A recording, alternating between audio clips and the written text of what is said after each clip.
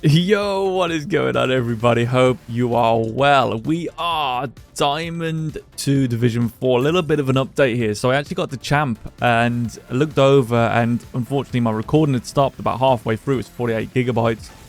I tried to recover it, but I couldn't. I tried, but I really couldn't. So I logged in with my Steam account and just ranked down to the same rank.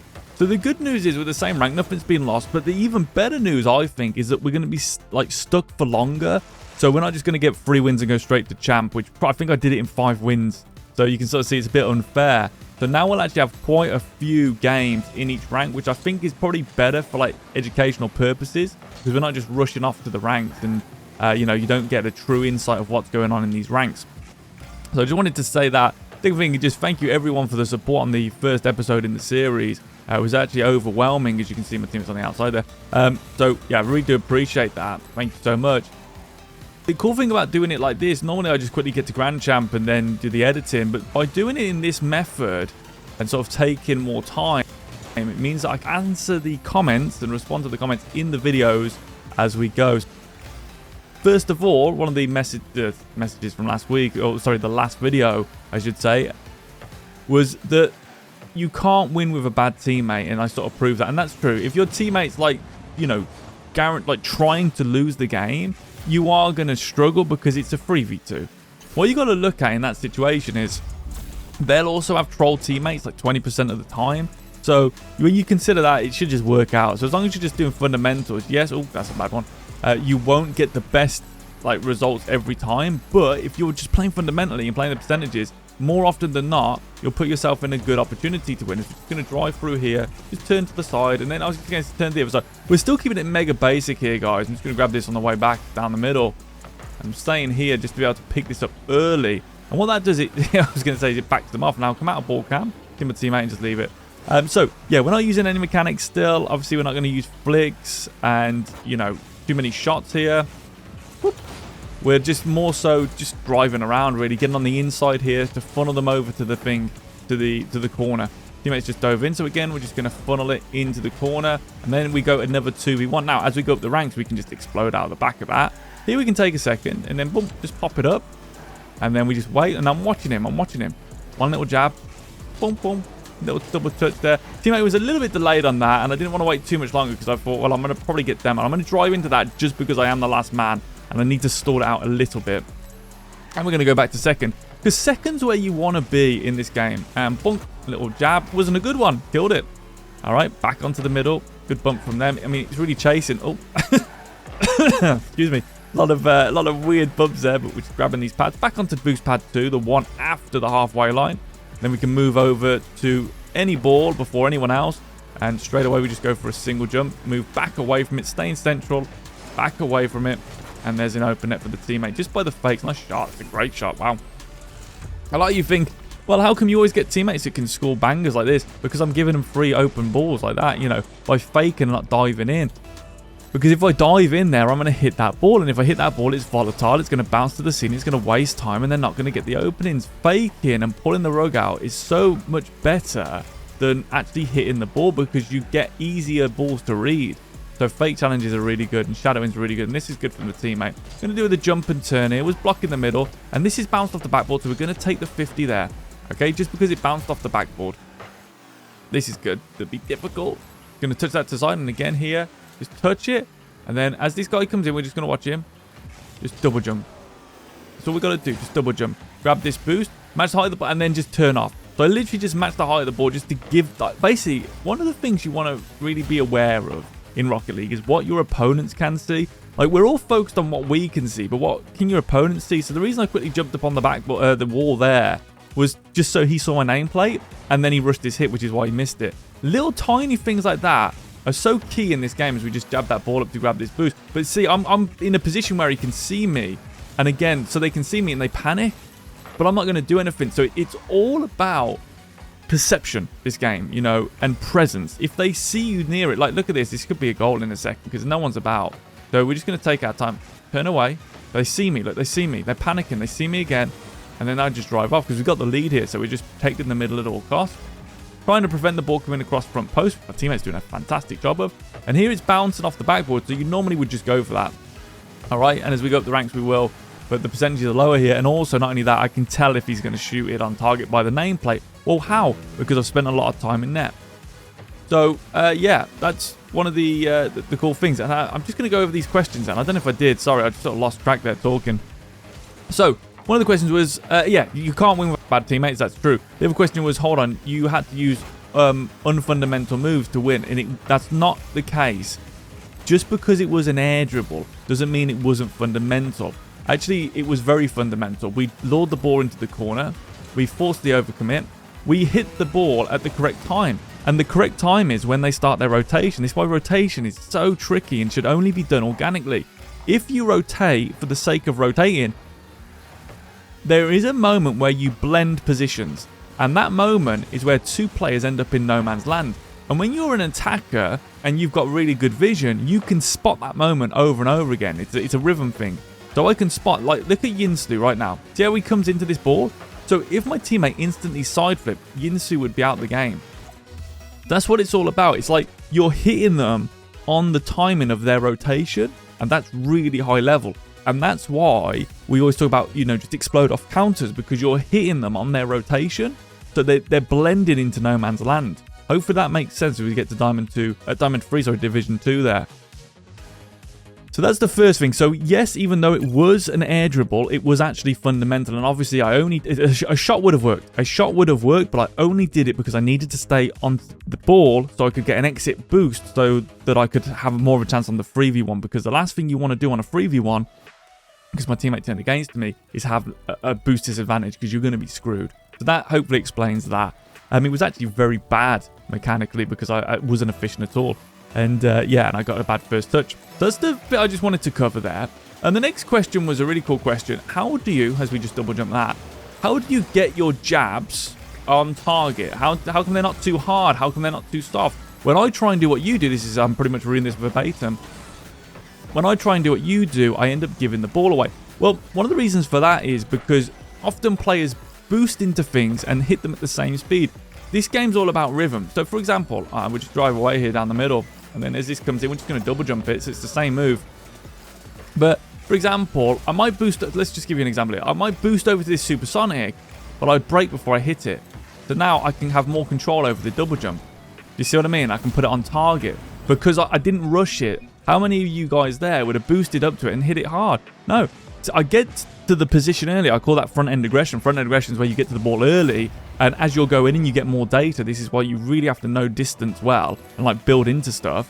And then as I get closer and I read the game more, because I've got more information, I can see great follow. Unlucky. That's really good though. Almost scored off backup. Probably not going to be able to save that. Nice follow though. That's fine. That's fine. As I get more data, I can then decide what to do. You can also drive slowly into things when you've got it free. So you sort of lull them into a false sense of security and then boost. And I'll try and give you an example of that as we go here. So again, back onto the inside here. I'm just trying to give you an example of this. And watch out for that shot. There we go. That would have been a goal, actually. I was in a bad position. So I'm just trying to show you. So I'm slow here. I'm slow. And then all of a sudden I can just do that. And what that does, it takes them off guard. Nice shot. Do you see what I mean? So I'm slow and I've killed the rhythm there. So I've gone slow, slow, slow. Get the rhythm, boost. And now it's like, whoa, what the hell? You see the guy on the backboard got thrown because he went down and he had to go up and he wouldn't have got there in time when he didn't. So that's one of the biggest tips I can give you. And that's basically what I call rhythm breaking. It's a term I use. And that's what it means, rhythm breaking, is breaking the rhythm of the game. Yeah, that's another thing. Nice shot. And of course, one thing I would also just mention, if you've done Grounded by now, the 4-week program, you should, like, I don't know what rank you are, so I do apologize, but you should be able to have more control over your jabs. That program built in, pretty much every drill has some sort of jab in it, and that's not an accident. That's because it is the building blocks for your offense. Like, that's a jab there, you see. The building block for me to get control is off a jab. And then again, slow, slow, slow, and then boost. And that would have rhythm broke that second guy. So the first guy read it. Now, you can imagine now, when you look at the game like this, hopefully this has opened your eyes a bit to rhythm, you can start thinking, well, hold on, can I, like here, I can drive slow, and then boom, then I go hard. And now it just takes them off guard. Now, you can start, look at that. Because it's slow, and then it's fast.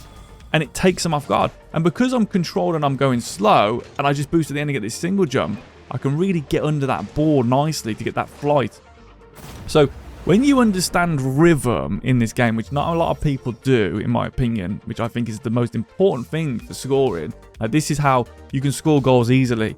And sometimes you'll watch players and you'll think, oh, how has he scored that? My opponents would save it because I'm altering my speed continuously to make them react. And as you get good at this, you're almost just, it's just execution, but you're watching them. So I might go for a rhythm break, but they've read the rhythm. I can tell by their positioning, they can see what I can do. So I might have to then do an angle change to re-rhythm break. So I hope, like, we'll get into that because that's complicated stuff. But that really is where the next level of Rocket League is you're sort of like, you know, getting to that stage. So right here, what we'll do is there's 2 defenders back. We'll just take that 50 with the side of our car. And our teammate might be able to, oh, no. I was going to say, might be able to drive forward into that. And if not, again, that's where we use our camera so instantly. Because I don't want to wait. You know, a lot of people that does that. I don't want that. And we're just going to do a little pop there into the middle. Make it awkward. Almost a goal, actually. Take that boost. And then I want to switch with my teammate. I do want to switch here. I hate rotation, guys. But it's solo queue. They get mad at you. And we're just going to go bonk. And I didn't change the rhythm of that one. You notice that? I just boosted the whole time. So it's picking the right single jump for the job, you know, and we haven't even got onto side flips yet. I'm just talking about single jumping and driving into the ball. That's jabs I call van shots, and that is basically you jab the ball and just drive straight into it, or you single jump into it, or double jump. I class that as the same move.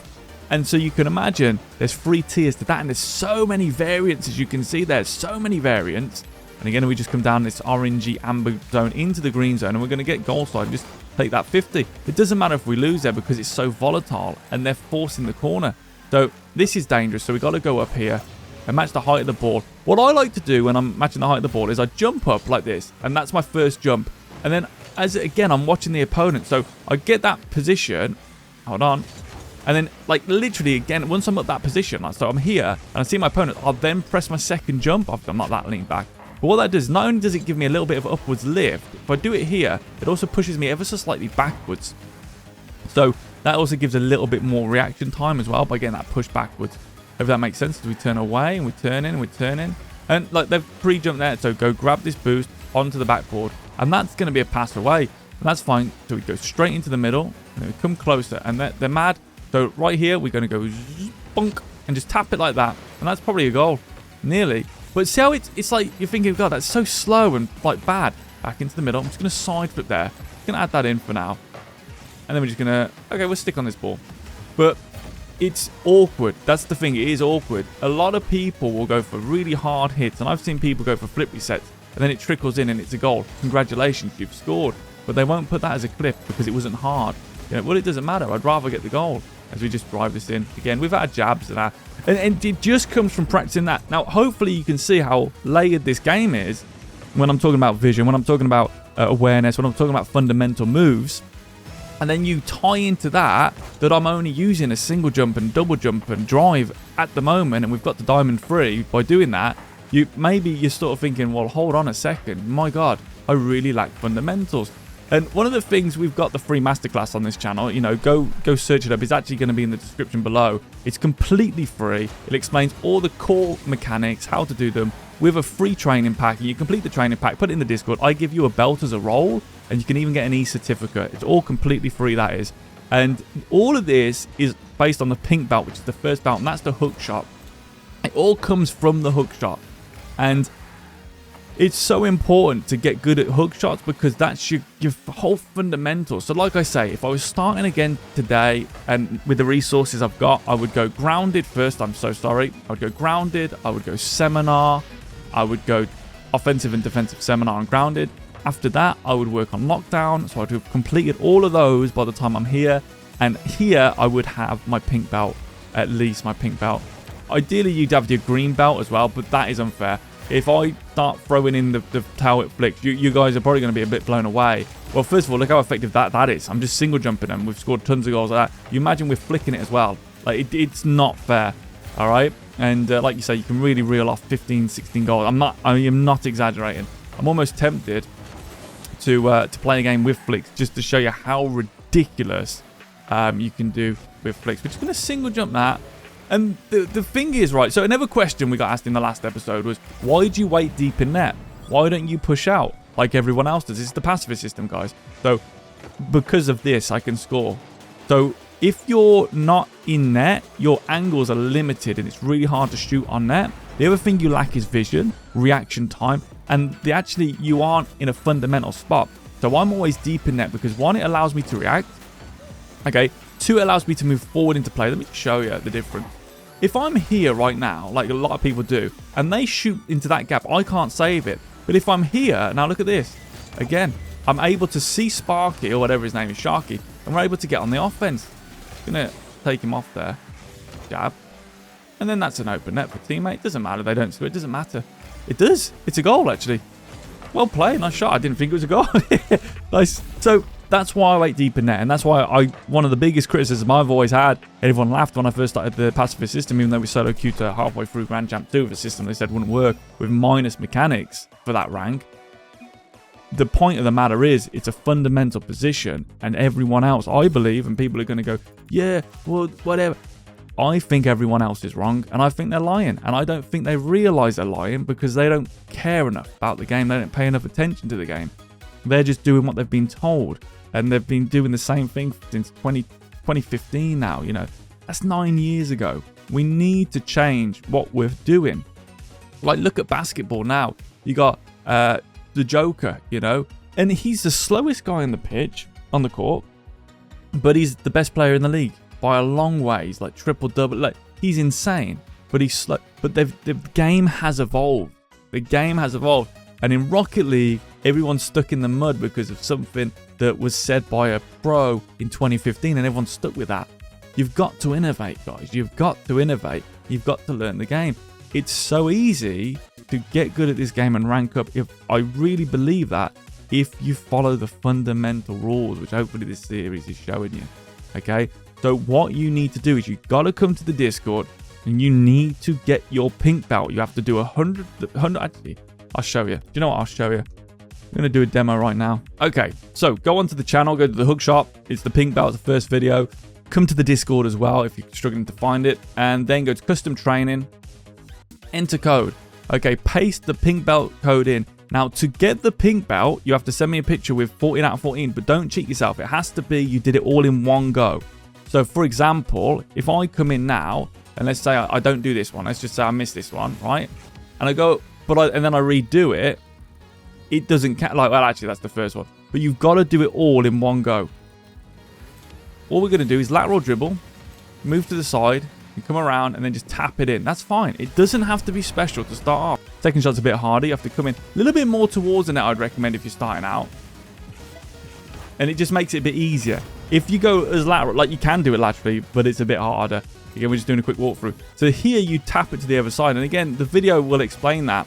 You come here. You can go a little bit off to the center if you're just starting, just to get used to just driving into the ball like that. But as you get better, what you want to do is you want to take the ball to different angles. So I want to come here. We've got 7 seconds, right? So I want to take the ball at more of an angle here. So now it's like wider, and now I can see behind the defenders, and then I can also pick my spot. So I can go left, I can go right. And hopefully, yeah, I mean, we can just walk through these. Same again, just come around. Just hook it on. Again, depending on where you hooked it. So I hooked it with the right part of the... Oh, did not give me that one. Oh, I must have accidentally skipped it. If you hit it on the left there, you're going to... Like, that was a straight hit. You get more straight on. If you hit it with the left corner, you'll hit it more to the left. Hit it with the right corner, you'll hit it more to the right. We've done that one. So same again here, because this gets used to cutting the ball. Okay, come around. And like, as you get better, you can even do backflip shots, which I love. So you come here. Okay, they're not really very lateral on these dribbles. You can come here, grab these pads, let's pretend. Just come around it there. That's a hook shot. All right. That was with a little bit of drift, but you've got my controller overlay, so you can see all that, which is nice. Here it comes off. Oh, this looks realistic, yeah. Taken into space. You see the defenders, they're looking a bit confused. Boom, just put it on net. Just takes them off guard, to just speed them through this now. But practice this, guys, because this is a fundamental thing. Boom, same again, but we get less time. We're moving across, we're looking at the defenders, and maybe we go, you know what, I'll do a backflip shot that time, because then I get to keep my position. I like the backflip shot for style, you know. It's just style points for me. Fake it, and then we can come here. So again, we're working on our drift. Oh, we'll just go from here, why not? Bracket on there. It doesn't have to be special. Just literally drive into it. But that's what we want, because we want lift on the ball, which is going to this one. What's going on here? Okay, cool. Look at that setup. That's a terrible first touch from me, but that's cool. Now you got this. Maybe you just single jump into that one, put it low. Whatever. But the main thing is you're getting used to driving, lateral dribbling, looking around, and then hitting your shot. Missed it, but if you missed it, follow it up. But that's fine. I missed it. That's fair. Spin-a-rooney here. Get used to your power slide. And obviously you can do this without maximum boost. You know, I'm just like trying to show you this a little bit faster, but hopefully that gives you it. So guys, you need this. If you're trying to get the champ, you need the pink belt, in my opinion. And I've even had people who are champ 1, champ 2, grand champ, and they've come to me and they've said, oh my god, I thought I was really good at this game and I can't even do your hookshot pack. It humbles people. You'll realize how much you've got to go, and that's great. You get this down, all your jabs become unlocked, all your shooting becomes unlocked, you're learning angles, you're learning driving. Anyway, there we go. Another successful episode. I do hope you agree. Still undefeated and undisputed in this series. But there we go, guys. Thank you very much for the support. Do appreciate it. Look after yourselves and peace out. Peace, peace.